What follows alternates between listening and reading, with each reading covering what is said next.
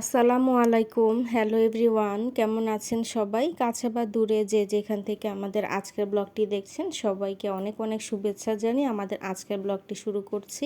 আমি Farhana, blog by সেহেরস মম থেকে। আজকের ব্লগে তেমন কোনো বিশেষ কিছু নেই, ওই টুকটাক কিছু জিনিস আপনাদের সাথে শেয়ার করব। প্রতিদিন যা করি ওইরকমই, খুব সাধারণ একটা ব্লগ। তো প্রথমেই দেখিয়েছিলাম যে আমার মেয়ে মেহেদি দিয়েছিল রাতের বেলা হঠাৎ করে। ওটা ছিল ঈদের পরে, যখন ওর ক্লাস খুলবে তার আগের দিন রাতের বেলা। ওদের স্কুলের সিস্টেম হচ্ছে ঈদের পরে যেটা প্রথম ক্লাস থাকে সেদিন বাচ্চারা তাদের ঈদের আউটফিট এবং হাতে মেহেদি বা সাজুগুজু যা খুশি সেটা করে যেতে পারবে। ওই দিন সবার ফটো সেশন করা হয় ক্লাস থেকে, গ্রুপ ওয়াইজ সব কিছুই আর কি স্কুলের গ্রুপে দেওয়া হয়। তো এই জন্যই আর কি ওর খালামণি ওকে একটু মেহেদি দিয়ে দিয়েছিল, আর সকালে কিভাবে রেডি হয়ে যাবে সেটাও দেখছিল। তো ওই ফাঁকে ও আমার কোথা থেকে যেন ড্রয়ার থেকে ওর একটা নূপুর বের করেছে, বললো যে আমি একটু পরিয়ে দাও দেখি হয় কি না। তো টাইট হয়ে গেছে, ওটা এখন আর পরা যায় না। তো যাই হোক, রাতের বেলা ওগুলো করে জিনিসপত্র সব আগেই গুছিয়ে রেখে দিয়েছিল ওর খালামণি, যাতে করে সকালে যেতে তাড়াহুড়া না হয়। আর আমি ছাদে হাঁটছিলাম। আমার আসলে যখন ঘরে কোনো কিছু ভালো লাগে না, বোর লাগে, বা হয়তো আমার কোনো কিছু থেকে একটু রিল্যাক্স নিতে ইচ্ছা করে বা মন ভালো লাগছে না, তখন আমি সাধারণত ছাদে হাঁটাহাঁটি করি। আমার ভালো লাগে, কারণ এক একটা গাছ ঘুরে ঘুরে দেখি কোন গাছটায় কি হচ্ছে, ফল ফসল। আমি যদিও বা কিছুই করি না, সবটাই আব্বু আম্মু করে, ম্যাক্সিমামটাই আম্মু করে। গাছ লাগানো, খুঁচিয়ে দেওয়া, পরিষ্কার করা, নতুন করে গাছ লাগানো, বা দেখা যায় কোন গাছের কি প্রয়োজন সেটা করা। আর আব্বু টুকটাক একটু পানি দিয়ে দেয়, এই আর কি। আর এদিকে আমাদের কবুতর আর মুরগির খাঁচাটাও হচ্ছে অনেকটাই খালি হয়ে গেছে। তো আগে অনেক বেশি ছিল, এখন তো কিছুটা কমে গেছে। আর এদিকে নতুন কিছু কিছু সবজি আম্মু লাগিয়েছিল, তো দেখতে আসলাম কোনটা কীরকম হয়েছে।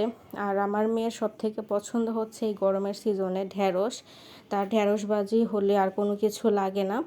তো এই গাছটাতে আমরা আগের বীজ ছিল, সেটা নিজেদের গাছের বীজ ফেলেছিলাম, এই কারণে গাছগুলো খুব বেশি একটা আসলে ভালো হয়নি।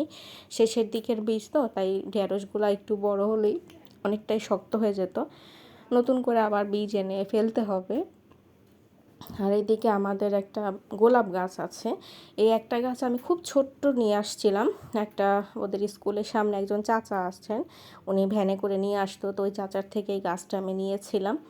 তো প্রথমে কিন্তু এটা শুধু হালকা গোলাপি একটা ফুলই আসতো, কিন্তু এরপরে খেয়াল করলাম যে এখানে আস্তে আস্তে লাল কালারের ফুল বের করা শুরু হয়েছে। যেমন একই গাছে দুই রকমের ফুল ফোটে, একটা হচ্ছে হালকা গোলাপি থেকে শুরু হয়, তারপর আস্তে আস্তে রেডিশ হয়, এবং আরেকটা হয় একদম ফুললি একটা ভেলভেটি রেড কালার। খুব সুন্দর লাগে, এবং গাছটাও খুব সুন্দর করে ঝোপালো হয়ে উঠেছে, দেখতে বেশ ভালো লাগে। একটা গাছে প্রচুর ফুল ফোটে, কিন্তু ফুলগুলো ছোট ছোট আর কি।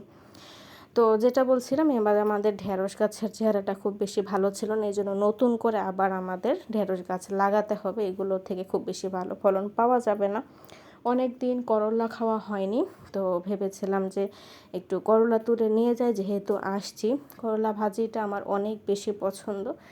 আমার বোন একটা কথা বলে যে তিতা একটা জিনিস কিভাবে মানুষের পছন্দ হয়, কিন্তু আসলেই আপনারা হয়তো বা অনেকেই আমার সাথে একমত হবেন যারা করলা পছন্দ করেন, যে এই তিতাটার মধ্যেও অন্যরকম একটা শান্তি আছে, মানে খেলে খুব তৃপ্তি সহকারে খাওয়া যায়।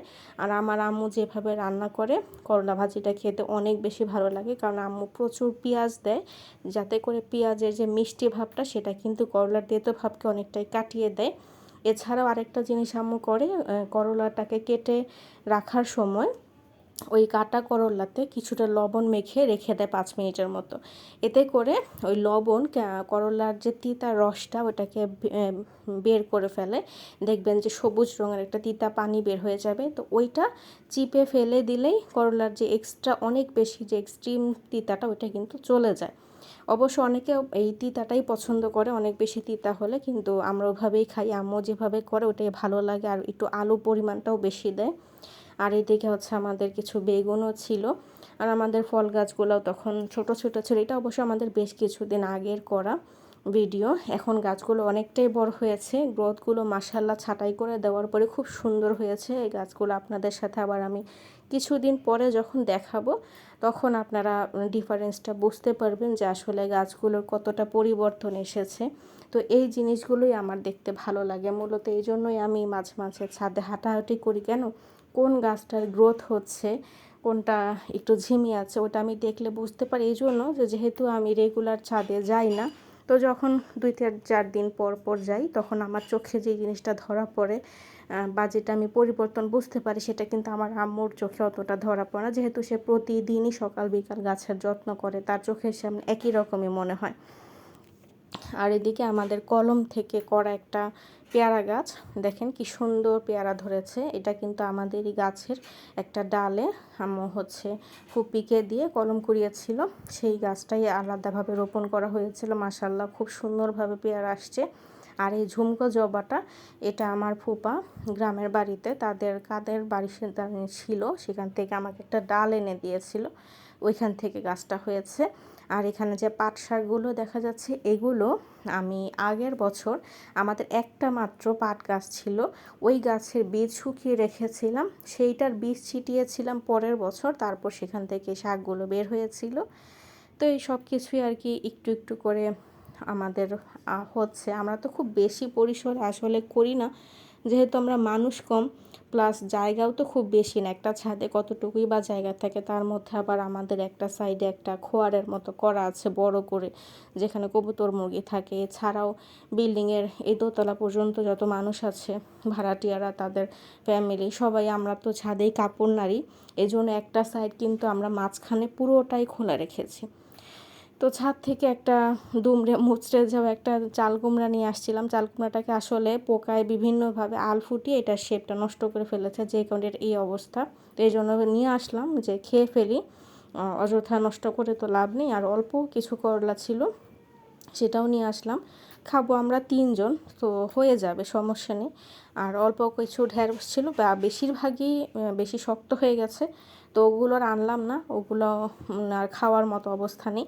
অল্প কয়টা নিয়ে আসছি যে রাতে ভাতের মধ্যে দিয়ে সিদ্ধ করে তারপর ভর্তা খাওয়া যাবে, তখন খুব ভালো লাগে। এমনি তো এটাও শক্ত, এটাও ভাজি খাওয়ার মতো না, হয়তো ভর্তা করলে ভিতর থেকে নরম অংশটা একটু হলেও খাওয়া যাবে আর কি, এজন্যই নিয়ে আসলাম।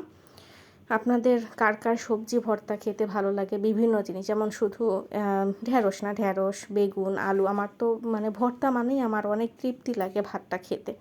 আমাদের নিচে যে সিমের মাচাটা ছিল, ওটা দেখতে গিয়েছিলাম যে ফুল আমাদের শেষের দিকে অল্প কিছু আসছে। আর এই বছর মাশাআল্লাহ আমরা অনেক সিম খেয়েছি আমাদের এই সিমের মাচাটা থেকে। আর আমাদের ওইখানেই পাশে খোলা জায়গাটাতেই আমার খালামণি যে জায়গা, ওইখানে আমাদের ভাড়াটি একজন কুমড়া গাছ লাগিয়েছিল, ওনার কাছ থেকে আমরা কুমড়ার ফুল নিয়ে আসলাম, ওনারা খায় না। তো তারপর আবার জোহারি স্কুলের ম্যামরা গ্রুপে কিছু ভিডিও পোস্ট করেছিল, ওখান থেকে অল্প একটু আপনাদের সাথে শেয়ার করলাম। আর এদিকে আম্মুর কাছে আমার মেয়ে অনেক দিন পর ভুনা খিচুড়ি খেতে চেয়েছিল, এজন্য আম্মু আবার আমার মেয়ের জন্য খিচুড়ি রান্না করেছিল।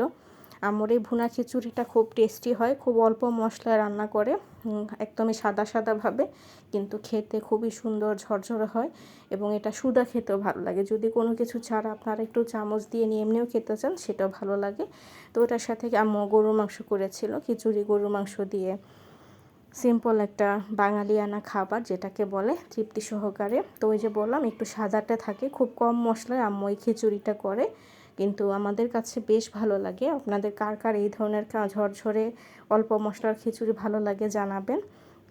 আমি আবার আমার মেয়ের টিফিনের জন্য কিছু ফ্রোজেন ফুড এনেছিলাম, চিকেন নাগেটস আর চিকেন বল। ওদের তো সপ্তাহে 5 দিন ক্লাস হয়, তো 3 দিন আমি বাসার অন্যান্য কিছু তৈরি করে দিই, আর বাকি 2 দিন চেঞ্জ করে, যে কোনো একদিন স্কিপ করে আমি 2 দিন এই ফ্রোজেন ফুডগুলো দিই।